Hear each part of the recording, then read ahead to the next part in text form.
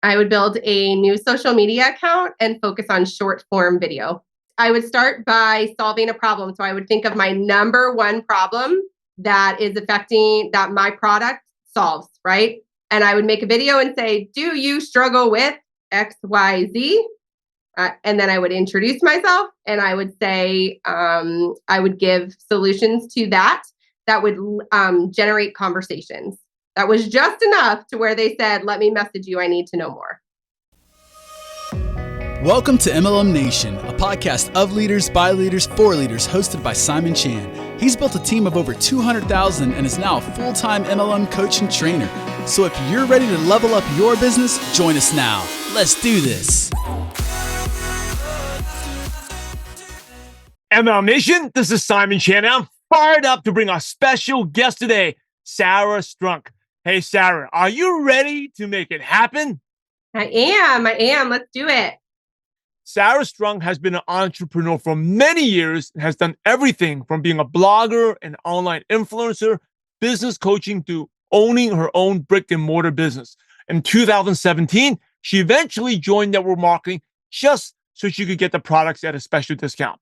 Sarah quickly discovered the power of our profession and went full steam ahead and enrolled almost 1,000 people in a 5-year span.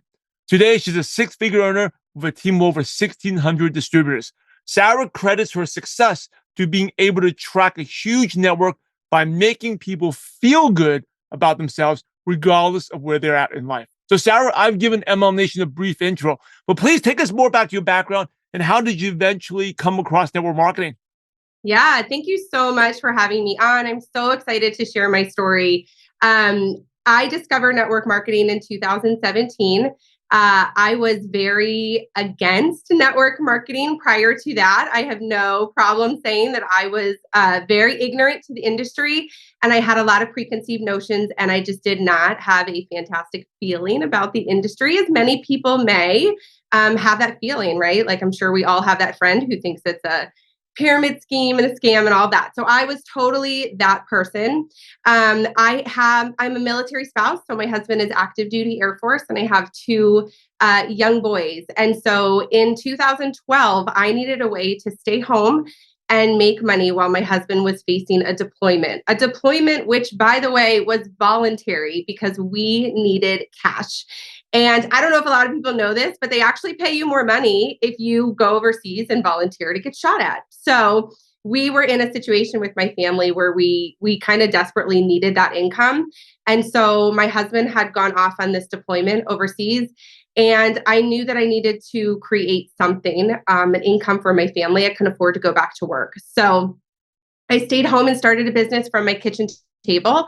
It was a craft creative business, and that led me to Etsy and selling products just anywhere and everywhere that I could. Eventually, that led me to, like you said, open a brick and mortar store. And a few months after opening that storefront, I found this product that I desperately needed. And I was a little discouraged that it was part of a direct sales company. And I thought, oh gosh, I never wanted to be involved with these kind of companies.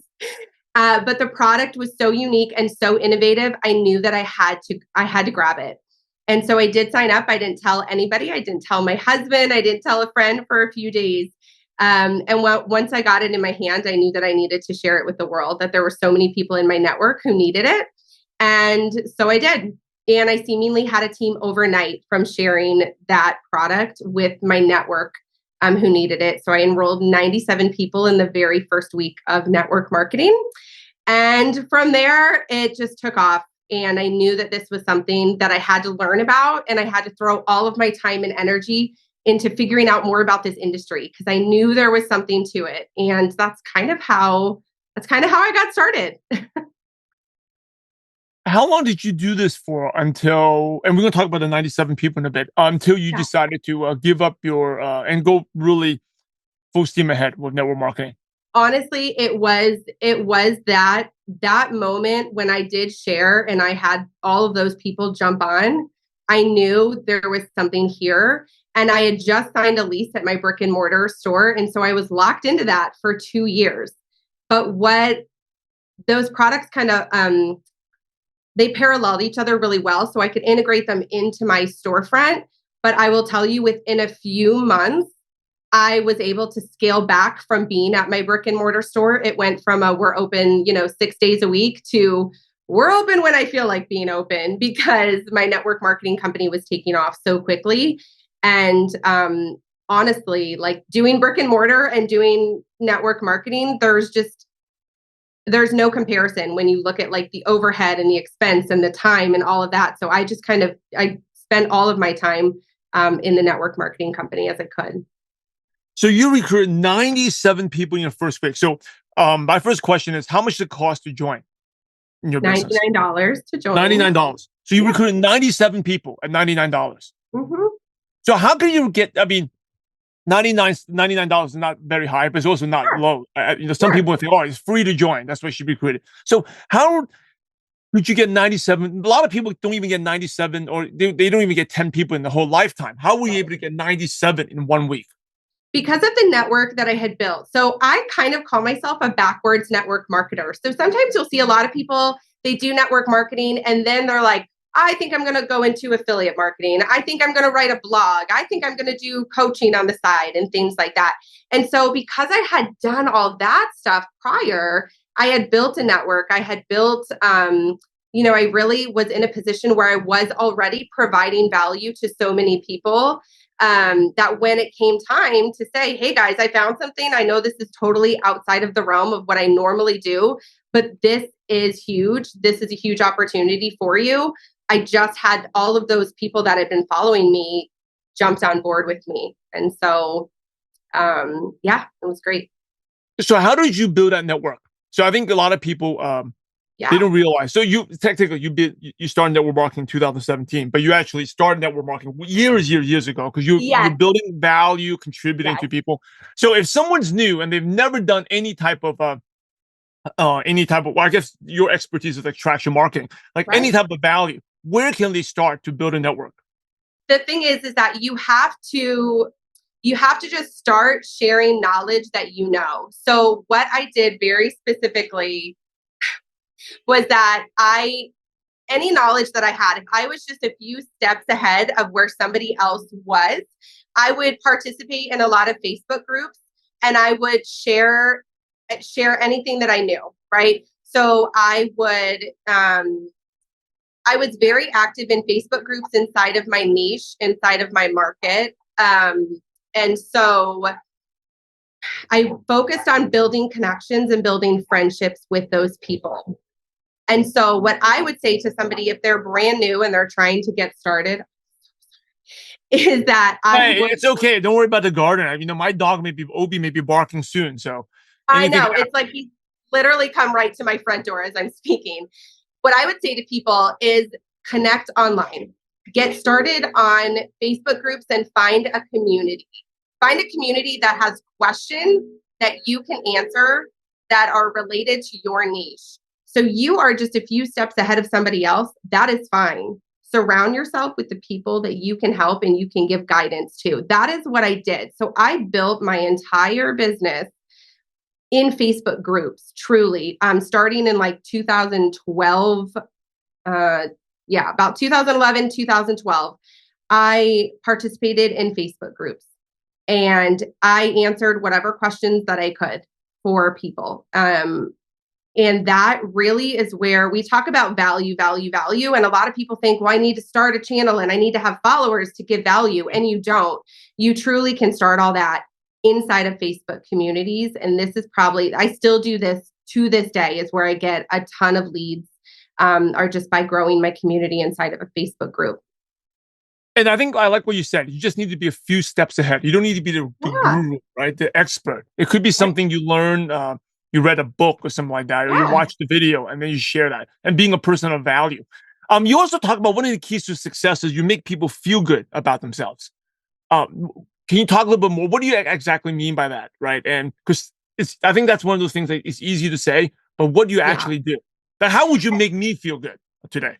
Yeah, I think what I mean by that is just you want to pay attention to people. I think that people right now, more than ever, people want to be heard.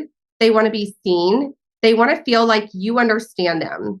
And relatability is a huge thing to me. And I teach this a lot to my team. As I tell people, you want to be relatable. You want somebody to look at you and say, yeah, me too. I feel that. I understand that.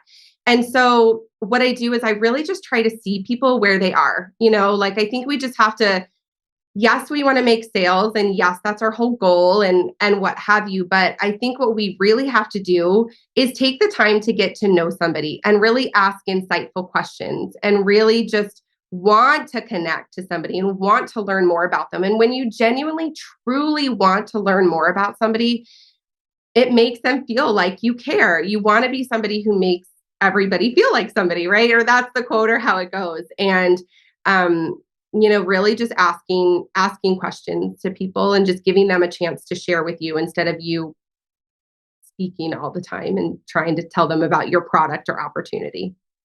Now, when you're building online, because I know you recruited a lot of people online, where do you draw the line where, like, just say I met someone on a Facebook group and I'm spending all my time just chit-chatting, building the rapport versus like I ask them like to take a look at my opportunity. Or do you go directly right away, or you spend a certain amount of time to chit chat, or what do you do? Yeah. So typically what I do, and it's going to be a slower build for people, right? It's definitely going to be a little bit of a slower build. There is a time and a place, I think, to just go right in and be like, listen, I'm just going to be direct with you because I feel like I have something that could help you. But typically I will meet somebody in a Facebook group, we'll connect. I will probably send them a friend request and send them a message, compliment them and tell them like, oh my gosh, what you posted today was awesome. Or I try to be a resource to somebody. So if someone asks a question in a Facebook group, I'm going to send them a message and go a step further than just answering their question on the Facebook group. I may message them and be like, hey, I saw your question. I wanted to send you this article that I found when I was on Google or, that popped up on my Twitter feed or whatever. I thought it would be really helpful to you. And so off the bat, I try to position myself as a resource of somebody who truly cares about them and wants to help them first. And then from there, I curate my personal Facebook page in a way that is very attraction marketing focused. So I have always worked off of my personal Facebook page. And I know a lot of people kind of struggle with that, especially on my team. I get a little bit of pushback on that. But what I find is that when I become a friend with someone, and then they can come to my page and they can scroll my page for inspiration, encouragement, entertainment, they're more likely to stay connected with me. And then the other step that I do in that is I will set their profile as a see first in my newsfeed. So when I make a new connection and a new friend, you can go and you can sort it from like just standard newsfeed to see first. And so I will make sure that I see that person's content that they're posting on their Facebook page as a see first, so that I know I'm going to continue to engage with them. I'm going to continue the conversation with them.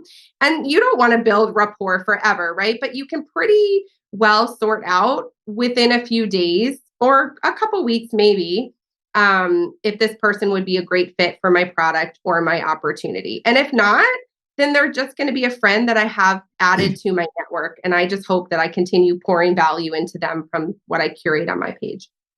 I love what you said. What you curate, you encouragement, entertainment, and what's the other one? Education. Yeah, those are the 3 E's. So encourage, entertain, or empower. Empower. And educate. Sorry, there might be 4. So everything that I post on my page, I try to either make something that is going to entertain them, right? That could be a funny meme. That could be a GIF. That could be something really relatable or what's going on in the world right now. Or I try to educate them. So for people in network marketing or any sort of business, or even just depending on what field you're in, maybe you're in health and wellness, right? Drop some health and wellness tips from time to time or whatever your niche may be. And then I just hope to be a place of encouragement or empowerment for them. So they'll just find value when they come to my page. Where do you get these ideas to empower, encourage? And do you have like a creativity routine? Like you do it first thing in the morning or right after you read a book or listen to a podcast or audio? Do you have a routine?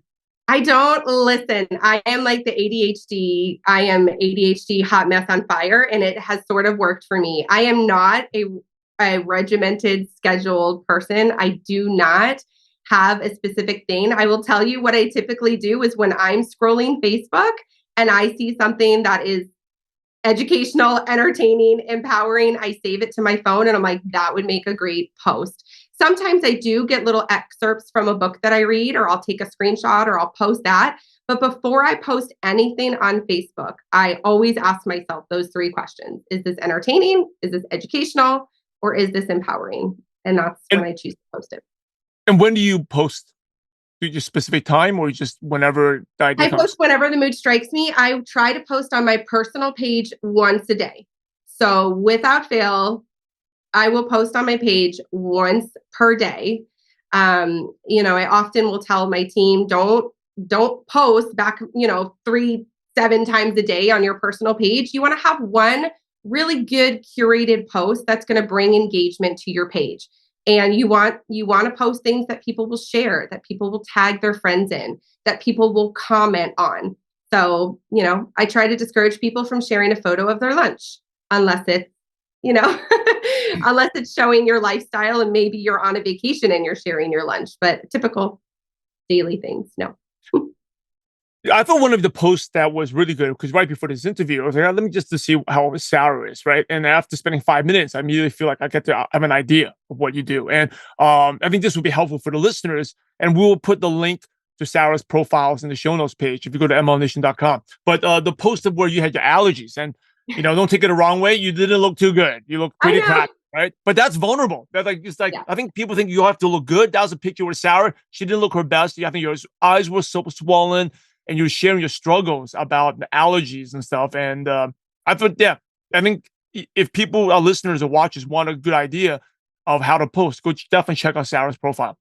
Yeah, so I do. And that is a carefully curated post. It may not seem like it was, but that post really had the relatability factor, like I talked about before. I really try to make the biggest compliment that I get, honestly, is when somebody says, like, oh my gosh, you're so relatable. Like, I see myself in you. Because here's the thing, when people see themselves in you and they look to you as not someone special, not somebody unique with a ton of talent, you could be a hot mess, ADHD, crazy person just like me. It tells them that they can do what you're doing and that they don't have to have any special skills, that they can be successful even if they're on the couch with allergies and I've had a struggle month this past month. And I really just try to let people in, and so that they can see that and know that I too can work this business and it works around my crazy life. It's also inspiring, like, to see, I got some inspiration. Like, you felt crappy, didn't look good, but you still can bounce back.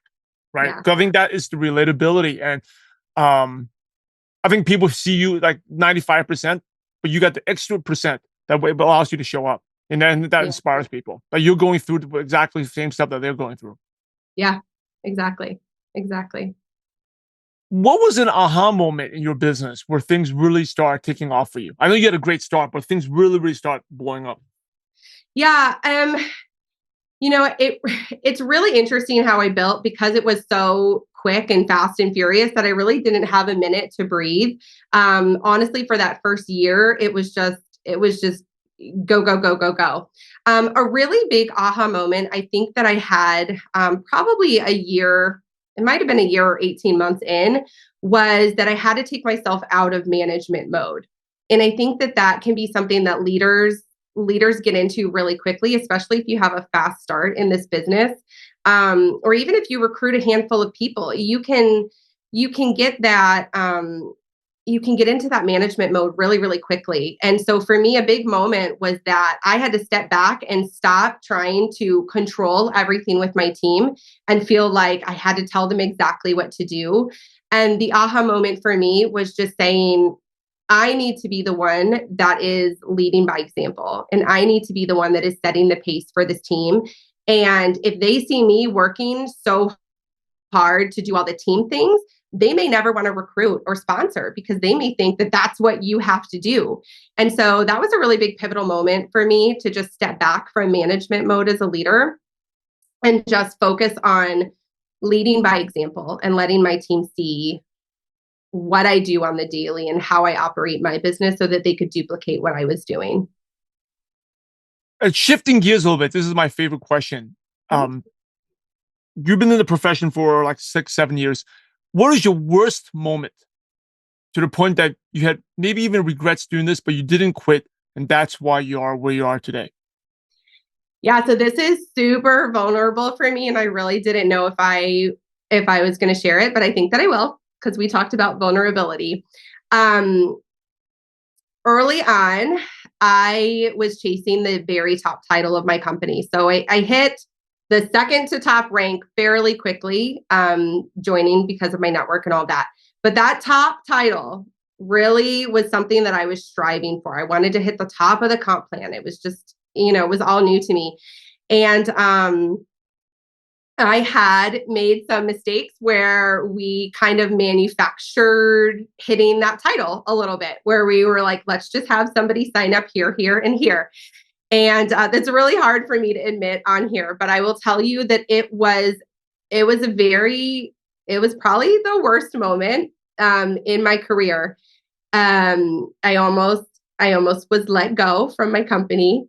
And the very next day, they called me and they said, hey, we found this. And I was like, yeah, you're right. I should not have done that. That was not the right thing to do. And the very next day I had to speak on stage at an event that we had. And so it was almost like I had my worst moment and then my proudest moment very close together, because what I realized in that is that titles and ranks and those achievements and those pat on the backs and that recognition really truly is a drop in the bucket in this life. And it's something that we can get so caught up in. And it was something that I had chased for so long. And I did eventually hit that title. I did. About 18 months later, I did hit that title, and I did it with all the integrity in my heart. And I learned so many lessons from that. And that was probably my worst moment in network marketing for sure. Yeah, thank you for sharing that. You said hitting the rank is drop in the bucket. That reminds me of one of the advice I learned. I was fortunate I learned this early on by my pastor. He said that success is a letdown. The thrill is in the pursuit.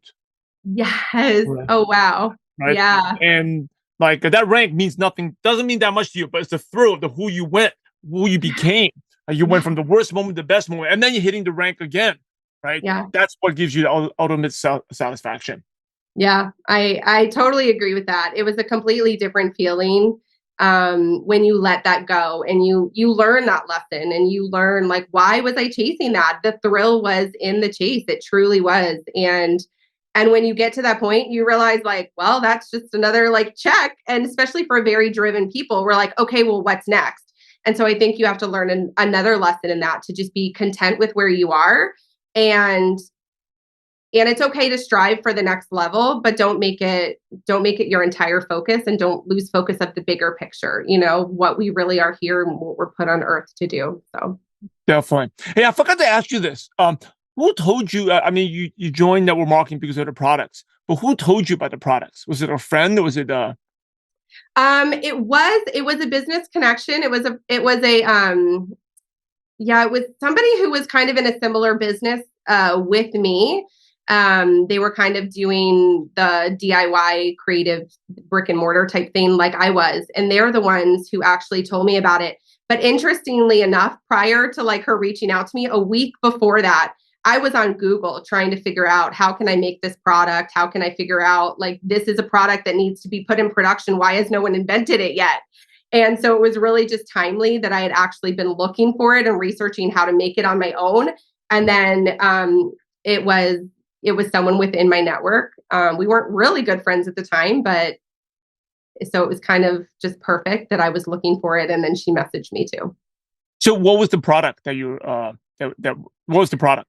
That was different from most people, most products. Yeah, it's really different. So it's a stencil. It's a type of stencil. And so it's a reusable stencil, as opposed to something that I was having to recreate 10 times. If I had 10 customers order, I had to make this 10 times. I had to go to my computer and actually cut it 10 different times.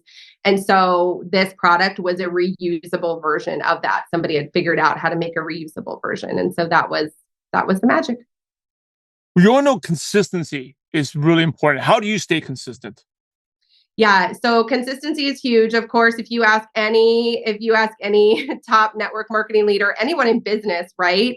They are going to say that it is consistency. And so I think for me, I think you just have to set your minimums. What are you going to make sure that you are consistent of? Because if you set those goals too high and you're like, okay, I'm going to post here every day and here every day, and I'm going to, I think if you start piling too much on your plate of things, you hear that you need to be consistent. Pick your base level consistency things. Like, what is your bare minimum that you are going to show up and be consistent in? Because especially as women in this business, life changes so quickly. And, a kid can get sick, a dog can be injured, the school needs you, your husband gets deployed, like, especially for me. So I pick my bare minimum consistencies. And if things are going well, then I've got those extras that I'm going to go for. But for me, like, one of my non-negotiables, I will post on my Facebook page every single day. It doesn't matter what happens. I will show up. I will be vulnerable. I will make sure that is something that I do every single day. And so start small. When people tell you to be consistent, don't think you need to do 20 things every single day to do them really well. Hey, thank you so much for sharing, Sarah. As we go towards the end of the show and wrap up, some quick questions to pick your brain. And these can be quick one-liners. Got it. So the first one is, what is one of your favorite success quotes that motivates you? I always I don't know who wrote it, but it's just jump and build your parachute on the way down. What is one habit that's helped you become successful? Honestly, we're going to go back to consistency, just staying consistent in the small things, doing those daily things every single day. What's the best piece of advice you ever received? Watch their feet and not their mouth in regards to team members who join you. Ooh, that's good. I like to watch their feet and not their mouth. Mm-hmm. So true. What's your favorite prospecting tool? So say someone's interested, I'm a qualified prospect. Do you like to send them a video first? Is it a company video or personal video? Or do you get on the Zoom? Do you get on the phone? Or you meet in person? What do you like to do? I send a really quick video that just introduces them, that holds their attention. Those 15-second videos are super great these days. What's your favorite app on your phone that's not a social media app? Boards app. Like a replacement keyboard. Yep. Totally know about boards is great. What are 2 or 3 books you could recommend to ML Nation? I love Go Giver, Sell More. I also love Freakishly Effective Leadership by Ray Higdon. It's one of my other favorites. And then, of course, Go Pro by Eric Worre is a must read for everybody. And here's the last question, the $1 million question. You ready? Yep. So imagine you had to start all over again and you knew no one, but you had all your current knowledge, skills, and wisdom. So your contact list was 0. What's the first thing you do or the first place you go to build a network marketing business from scratch? I would build a new social media account and focus on short form video. And what would you talk about? I would start by solving a problem. So I would think of my number one problem that is affecting that my product solves, right? And I would make a video and say, do you struggle with X, Y, Z? And then I would introduce myself and I would say, I would give solutions to that would generate conversations. That was just enough to where they said, let me message you. I need to know more. Hey, that's awesome. As we wrap up, any last words or advice? And then what's the best way listeners can connect with you, Sarah? Awesome. Thank you so much. Advice, like I've said the whole time, I would try to be a professional friend maker. It's how I've built my entire business. Focus on people first. Focus on people first, how you can serve them, how you can connect with them, how you can make them feel better, how you can make the world a better place. And I believe that the business will flow to you when you focus on people first. If you want to connect with me, the best way is to follow me on my personal profile. And that's just Sarah Strunk on Facebook. And you'll find some free resources. I have a free group for network marketers, as well as a free tool you can download. That's a value post planner that gives you some ideas of what you can post every day to provide value to your audience. MLM Nation, you're the average of the 5 people you spend the most time with. And today, you've been hanging out with Sarah Strunk. So keep up the momentum and head over to MLMNation.com, click on the podcast tab, and the show notes to Sarah will be right there. Definitely her links to her social media profile, and you can definitely follow her, join her group, get her a little freebie for value posting. And she's always giving value, so definitely connect with her. Hey, in order to be successful in life, in business, and in network marketing, you must help others. So Sarah, thanks again for sharing your valuable time with MLM Nation. We're grateful to you, and we appreciate you for having a positive impact on millions of distributors worldwide. Thank you so much again, and God bless you. Thanks. Hey, MLM Nation, Simon Chan here. A quick recap of a great show from Sarah Strunk. Hey, click on the show notes page or the link below, and the link to the to her profile will be right there. And she did a great tutorial on how to for attraction marketing, how to attract prospects to your business, what type of value you can create. And to give you ideas, you always say, there's a saying, if you want to get the results that top leaders do, just copy what they do. Look at her posts and stuff she does. You can really just follow her on Facebook, see what stuff she puts out there. You can make it your own as well, right? If she does this, I'm going to do something similar to this. If she goes live, I'm going to do this. If she posts this type of vulnerability post, I'm going to do this. She sends something encouragement, I'm going to do that. And one of the easiest ways is to just teach, right? She talked about the 3 E's: empowerment, encouragement, entertainment. I think there's another one, the 4 E's, but encouragement as well. And get rid of the mental block that you have to know everything. You just need to know, like she said, a couple steps ahead. And then you can, because the people out there, they need your help. You don't need to know everything, but just as long as you know a couple steps ahead, you'll be able to help someone make an impact in someone's life. And you always get paid for the value you contribute to the marketplace. So, she recruited 97 people in the first week. Don't get discouraged by that, right? I think there's a saying, don't compare your chapter 1 to someone's chapter 20. When she got started in network marketing, she'd been in business for 5 years already, right? She was doing affiliate marketing with a blogger, with an influencer. She had a huge network already. So technically, you can say she started networking back in 2012, not 2017. I think I used to get really frustrated myself when I was like, how did these people make it so fast? I'm struggling. Well, these people, they were leaders, right? They were the leader of their church, right? Someone that was a head trainer at the gym, or someone that was the head of PTA, had a huge influence. While I was like, all I do is just go to my job and have fun and play sports with a couple of my friends. That's my network, right? So you got to work on expanding that network. And one of the easiest ways is she shared about, go to Facebook groups, find groups, LinkedIn groups, Facebook groups, wherever community, and offer value, right? And if you see something that you can help, then offer help there. And it doesn't even necessarily need to be related to your product and service. If you're helping in some way, you can definitely go get the results for your business. I'll give you an example. Obviously, you can see, if you're watching on YouTube, you can see the baseball cards, the baseball, right? I'm in these baseball communities. I'm always providing value, coaching, helping other kids. I build a trust there with the parents. If I was to say, hey, here's a great vitamin that helps your kids stay healthy, hey, it will work. Or I have something that can help you save money, something else, it will work because I built that credibility already. I've given that value. That's basically what Sarah's done. She's continuous, always gives value in that community. And yeah, those 4 E's: encouragement, empowerment, education, and entertainment.